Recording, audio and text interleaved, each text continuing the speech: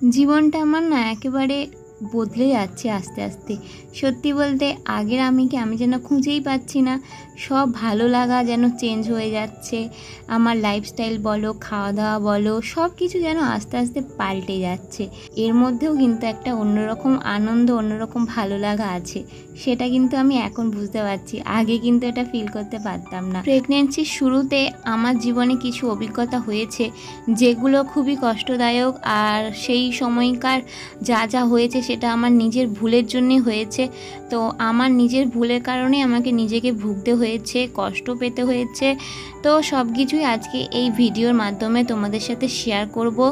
আর তোমরা জানতেও পারবে যে আমার প্রেগনেন্সি জার্নিটা এখন কত দিনে পৌঁছেছে, মানে এখন কত মাস চলছে সেটা তোমরা জানতে পারবে। তোমরা ভিডিওটা দেখতে থাকো। হ্যালো ঘ্যাম্পা family, good evening, welcome back to my channel. কেমন আছো সবাই? আশা করছি সবাই ঘ্যাম্পা আছো। আর আমি আমার এই প্রেগনেন্সি জার্নিতে কখনো ভালো কখনো খারাপ, এই নিয়েই আমার দিন মোটামুটি এখন চলছে। তো আজকে তোমাদের বলবো আমার প্রেগনেন্সি জার্নিতে কতদিন চলছে। ফার্স্ট ট্রাইমেস্টার, যেটা প্রথম, দ্বিতীয়, তৃতীয় 3 মাস যেটাকে বলে, সেটা কমপ্লিট হয়ে গেছে। তো আজকে তোমাদের সাথে সেটাই আমি শেয়ার করবো, আমার ফার্স্ট ট্রাইমেস্টারের জার্নিটা কেমন ছিল। আচ্ছা, তোমরা যারা আমার পুরনো বন্ধু আছো তারা ব্যাকগ্রাউন্ডটা দেখে হয়তো অনেকে বুঝতেই পারবে আমি কিন্তু আমার বাবার বাড়িতে আছি। আর আমার কিন্তু এখানে থাকার কথা কোনো ছিল না, শিলিগুড়িতে থাকার কথা ছিল, কিন্তু সেখানে থাকতে পারিনি, আমাকে বাধ্য হয়ে এখানে চলে আসতে হয়েছে। আচ্ছা, তোমাদের এবার বলি প্রথম 1 মাসের অভিজ্ঞতা। প্রথম 1 মাসে আমার সাথে কি কি হয়েছিল। তো সব থেকে আমার বেশি যেটা হয়েছিল সেটা হচ্ছে প্রচণ্ড পরিমাণে মাথা ব্যথা। মাথা না এই জায়গাটা করে আমার প্রচণ্ড ব্যথা করতো, আর ভীষণ পা ব্যথা করতো, জানো তো। আর অনেকের হয়তো বমি বমি ভাব থাকে, বমি টমি হয়, কিন্তু প্রথম যে 1 মাসটা বলছি একদম শুরুতে, ওই শুরুটাতে আমার মানে কি বলবো, বমির ছিল না, জানো তো। আমি আমার বড়মশাইকে বলতাম যে দেখ, সবাই তো নাকি এই সময় বমি করে, বমি পায়, এরকম একটা হয়, আমার তো বমি পাচ্ছে না, গা গোলাচ্ছে না, তাহলে কি আমি কনসিভ করিনি, এরকম আমি বরকে বলতাম। তো যাই হোক, বমি টমি ব্যাপার কোনো কিছু ছিল না। খাবারে কিছু কিছু চেঞ্জ আমার মধ্যে আমি লক্ষ্য করলাম, জানো তো। আমার প্রচণ্ড পরিমাণে ঝালকাটা দুম করে যেন বেড়ে গেল, জানো তো। আর তোমরা যারা আমাকে চেনো তারা এটাও জানো যে কি পরিমাণে আমি চা খেতে ভালোবাসি। মা উপরে সন্ধে দিচ্ছে, তোমরা শাঁখের আওয়াজ হয়তো শুনতে পাচ্ছ। কি পরিমাণ চা খেতে ভালোবাসি তোমরা জানো, যারা আমাকে চেনো। কিন্তু ওই সময় আমি দেখলাম চা খেলেই আমার প্রচণ্ড, মানে এমনিতে কিন্তু আমার বমির কোনো সমস্যা ছিল না, কিন্তু চাটা খেলেই গাটা যেন গুলে উঠতো। দুধ চাটা খেলেই না আমার ভীষণ গা গোলাতো, সেই জন্য আমি কি করলাম, দুধ চাটা অ্যাভয়েড করতাম। আর দুধ চার বদলে আমি লিকার চা খাওয়া শুরু করলাম। মানে আমি ভাবতে পারছি না, আমি কোনোদিন ভাবিনি লিকার চা খাবো। লিকার চা খেয়েছি, কিন্তু সেই নাক মুখ টিপে। সত্যি কথা বলতে লিকার চা আমার একদম ভালো লাগে না, আমার দুধ চাটাই মানে প্রথম থেকে, মানে বরাবর আমি ওটাই খাই। আর এত পরিমাণ চা খাই আমি, এত পরিমাণ চা খাই, সারাদিনে কতবার যে চা খেতাম বলবো, এখন আর খাই না, সেটা বলার মতো না। কিন্তু সেই চাটা মানে খেলেই আমার গাটা গুলিয়ে উঠতো, এরকম একটা ব্যাপার ছিল। তো সেই জন্য আমি কি করতাম বলো তো, ওই আদা দিয়ে গোলমরিচ দিয়ে লিকার চা খেতাম, তাও হচ্ছে সারাদিনে একবার খেলেও আমার হয়ে যেত, এরকম একটা ব্যাপার। যে মেয়েটা মানে চা পাগল ছিল, সে চা খেলেই তার গা গোলাতো, এরকম একটা ব্যাপার। দুধ চায়ের তো কোনো প্রশ্নই ওঠে না, ওটা একটা গেল। সবাই বলে যে প্রেগনেন্সিতে ভীষণ টক খেতে ইচ্ছে করে, কিন্তু প্রথম 3 মাসে কিন্তু আমার একদম টক খেতে ইচ্ছে করতো না, জানো তো। মানে ইচ্ছে করতো না, মানে আমি খেতাম, টক খেতাম, কিন্তু ওই যে হয় না যে তুমি খেতেই হবে, এই ব্যাপারটা প্রথম 3 মাসে কিন্তু আমার মধ্যে ছিল না। কিন্তু এখন সেকেন্ড ট্রাইমেস্টারে কিন্তু আমার ভীষণ টক খেতে ভালো লাগে। তারপর দেখলাম না, সবজির প্রতি যেন আমার টান বেড়ে গেছে। পোস্ত খেতে ইচ্ছে করছে, সবজি খেতে ইচ্ছে করছে, ফল খেতে ইচ্ছে করছে, হ্যাঁ, কিন্তু মাছ মাংসের প্রতি, ডিমের প্রতি না একটা কেমন একটা যেন ব্যাপার চলে আসে। মনে হচ্ছে ওর মাছ মাংস ডিম শুনলে যেন গাটা গুলিয়ে উঠছে। আর যখন তখন দুমদাম করে যেটা সেটা খেতে ইচ্ছে করলো।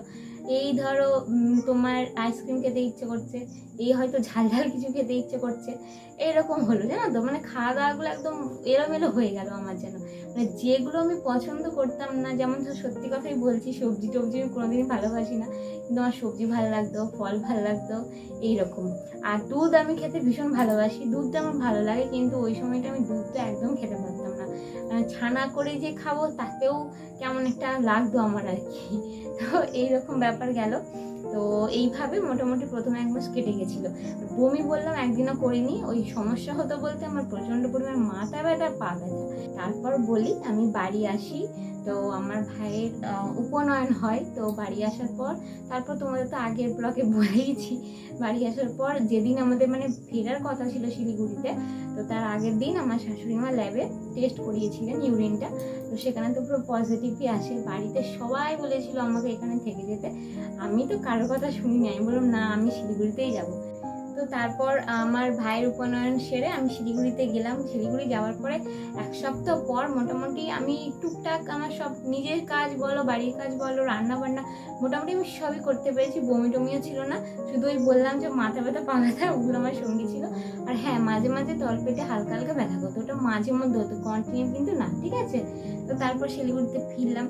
ফেরার পর 1 সপ্তাহ পর থেকে শুরু করলাম, মানে শুরু করলাম বলতে আমি দেখলাম আস্তে আস্তে আস্তে আস্তে কি হচ্ছে বলতো, আমি একদম মাংস খেতে পারছি না, মাছ একদম খেতে পারছি না, ডিম খেতে পারছি না, ভাতটা পর্যন্ত খেতে পারছি না। আর হঠাৎ একদিন শুয়ে আসি দেখলাম মাথা ব্যথা তো ছিল, তার মধ্যে মাথা ঘুরতে শুরু করে দিল আর বমি হয়ে গেল আমার। সেই যে বমি হওয়া স্টার্ট করলো, এত পরিমাণ বমি হয়েছে, এত পরিমাণ বমি হয়েছে, মানে আমি কি বলবো, বিছানা থেকে ওঠার কোনো ক্ষমতা ছিল না।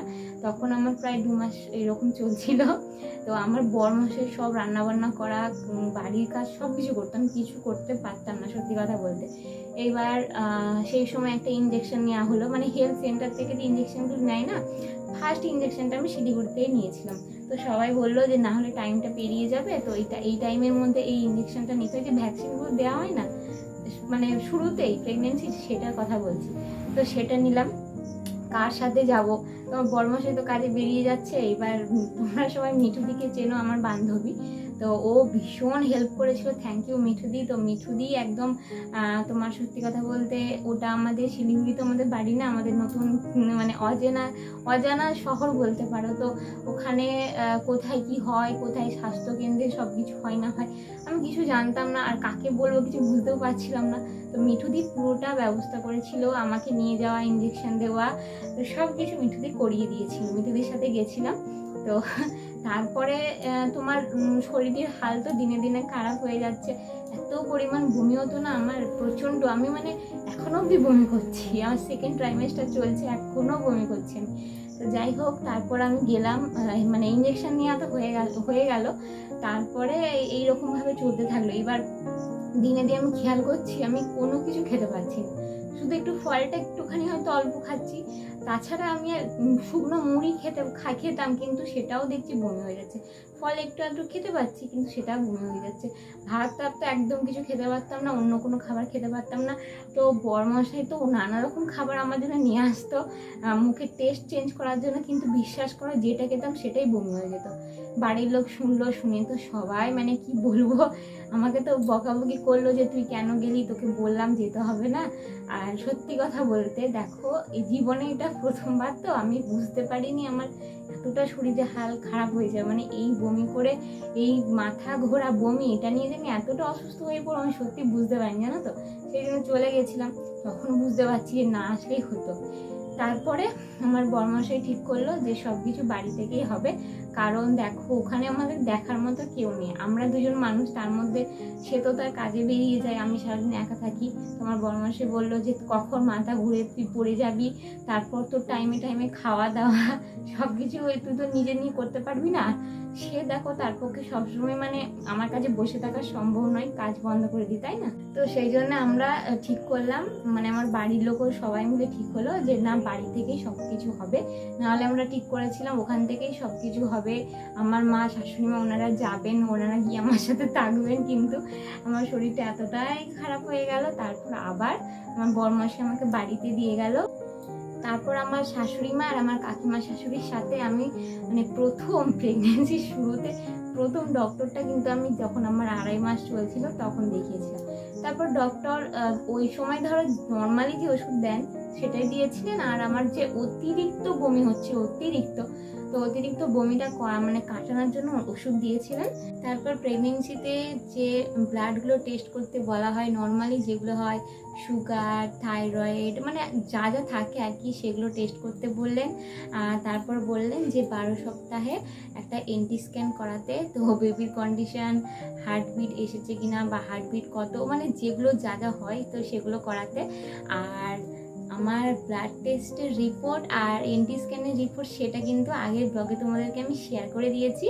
তো তোমরা যারা দেখোনি তারা কিন্তু ঝটপট দেখে নিতে পারো। আমি এই ব্লগের শেষে মানে এই এন্ড স্ক্রিনে দিয়ে দেবো ভিডিওটা, তোমরা দেখে নিতে পারো। আর সব থেকে আমার বেশি যেটা সমস্যা হয়েছে সেটা হচ্ছে ওই যে তোমাদের বললাম বমি, আর যেটাই খেতাম সেটাই বমি হয়ে যেত। খাবার প্রতি আমার একদম কোনো রুচি ছিল না। প্রতিটা খাবারে আস্তে আস্তে দেখলাম অরুচি চলে আসছে। প্রথমের দিকে যেগুলো খেতে পাচ্ছিলাম সেগুলো আমি আর খেতে পারছি না। এত অরুচি ভাব না খেয়ে আর যেটাই খাচ্ছি সেটাই বমি হয়ে যাচ্ছে, এরকম একটা ব্যাপার। আর যে দেখছে সেই তো শুধু বলছে ই বাবা তো শরীরে হাল কি হয়েছে, মানে ভাবতে পারবেন আমি এতটা পরিমাণ রোগা হয়ে গেছি প্রথম 3 মাসের মধ্যে। মানে খাবারের প্রতি কোনো রুচি নেই, কোনো কিছু নেই, কিছু ভাল লাগছে না। শুধু মাথা ঘুরতো আর শুয়ে পড়তাম, আর মাথা ব্যথা। ঠিক 12টা 12:30 বেজে যাবে আর আমার মাথার এই জায়গাটা যন্ত্রণা শুরু হয়ে যাবে। আর মাঝে মধ্যে কোমর ব্যথাও হয়েছে। আর সব থেকে বেশি কষ্টের বমিটাও রে বাবা রে, কি পরিমাণ যে আমি বমি করেছি। বমি আর মাথা ঘোরা ভীষণ কষ্টের। কিচ্ছু খেতে পারছিলাম না। ভীষণ মানে এই ব্যাপারগুলো নিয়ে ভীষণ আমি ভুগেছি, জানো তো। আমাকে ডক্টর বললেন যে বমি, মাথা ঘোরা এগুলো তো এখন নর্মাল ব্যাপার। আর আমাকে বলেছিলেন যে যখন গা গোলাবে, বমি ভাব লাগবে, তখন মুখের মধ্যে আদাকে ছোট ছোট করে মানে পিস করে লবণে ডুবিয়ে খেতে, মুখের মধ্যে রাখতে, আর না হলে লবঙ্গ রাখতে। তো ওটা আমি করতাম। মোটামুটি এখনো অব্দি বমিটা আমার আছে, একেবারে যে সেরে গেছে তা না। তো তবে কি বলতো, যত দিন যাচ্ছে না আস্তে আস্তে কমছে। আগে যে পরিমাণ বমি করেছি, সব থেকে শিলিগুড়িতে যখন ছিলাম প্রথম 1 মাস তো কিছু হয়নি, মানে 2 মাস পড়ার পর যে বমিটা করেছি, 2 মাস 3 মাস 2 মাস আর 3 মাসের বেলাতে যে পরিমাণ বমিটা করেছি সেটা আস্তে আস্তে ঠিক হচ্ছে, ওটা বলতে পারি। একেবারে কিন্তু ঠিক হয়নি। আর মাথা ঘোরাটা একটু কমেছে, কিন্তু মাথা ব্যথাটা আমার এখনো মাঝে মাঝে হয়। পা ব্যথাটা হয় না সেরকম আগের মতো, এরকম ব্যাপার। আর এবার খাবারের দিকে বলি, প্রথম 1 মাস তো আমি মোটামুটি ওই যে বললাম যে হালকা হালকা বুঝতে পারতাম যে চেঞ্জ লাগছে খাবারের মধ্যে, কিন্তু তাও খেতে পারতাম। কিন্তু ওই দ্বিতীয় মাস মানে 2 মাস আর 3 মাস থেকে 2 মাস থেকে শুরু করে আমি, তোমরা কি বললে বিশ্বাস করবে না, আদা রসুন, বিশ্বাস কেন করবে না, তোমাদের সাথে হয়তো এটা হয়েছে অনেকের সাথে।